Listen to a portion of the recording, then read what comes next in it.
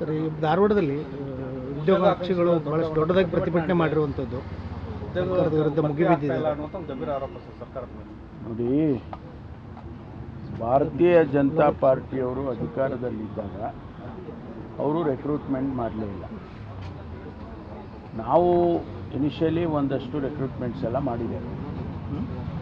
ಈಗ internal reservation ಅಂತೇಳಿ ಬಂದಂಥ ಸಂದರ್ಭದಲ್ಲಿ ಸುಪ್ರೀಂ ಕೋರ್ಟಿನ ಆದೇಶದ ಮೇಲೆ ಇಂಟರ್ನಲ್ ರಿಸರ್ವೇಷನ್ ಮಾಡೋದಕ್ಕೆ ಹಿಂದೇನೂ BJP ಸರ್ಕಾರದಲ್ಲೂ ಕೂಡ ಅವರು ಸದಾಶಿವ ಆಯೋಗನ ರಿಜೆಕ್ಟೇ ಮಾಡಿಬಿಟ್ರು.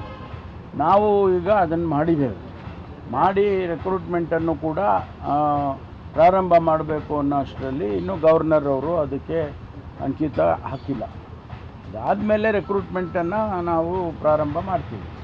ನಮ್ಮ ಇಲಾಖೆಯಲ್ಲಿ ಈಗಾಗಲೇ ನನಗೆ ಒಂದು 4,000 ಕಾನ್ಸ್ಟೇಬಲ್ಸಿಗೆ ರೆಕ್ರೂಟ್ ಮಾಡೋದಕ್ಕೆ ಪರ್ಮಿಷನ್ ಕೊಟ್ಟಿದ್ದಾರೆ. ಫೈನಾನ್ಸ್ ಡಿಪಾರ್ಟ್ಮೆಂಟ್ನವರು ಕ್ಲಿಯರ್ ಮಾಡಿದ್ದಾರೆ. ಒಟ್ಟು ನಮ್ಮ ಹತ್ರ 17,000 ವೇಕೆನ್ಸೀಸು ಎಲ್ಲ ವರ್ಗದ ವೇಕೆನ್ಸೀಸ್ಗಳಿದ್ದಾವೆ. ಅದರಲ್ಲೇ ಕಾನ್ಸ್ಟೇಬಲರಿನಲ್ಲಿ ನಾವು ಒಂದು 9,000 10,000 ವೇಕೆನ್ಸೀಸು ಫಿಲಪ್ ಮಾಡಬೇಕು. ಅದಕ್ಕೀಗ ಪ್ರೋಸೆಸ್ ಪ್ರಾರಂಭ ಆಗಿದೆ. ಅದನ್ನು ನಾವು ನೋಟಿಫಿಕೇಷನ್ ಮಾಡಬೇಕು ಅನ್ನೋಷ್ಟರಲ್ಲಿ ಈ ಇಂಟರ್ನಲ್ ರಿಸರ್ವೇಷನ್ ಸಮಸ್ಯೆ ಬಂತು. ಅದನ್ನು ಆದಷ್ಟು ಬೇಗ ಸಾರ್ಟ್ ಔಟ್ ಮಾಡ್ತೀವಿ.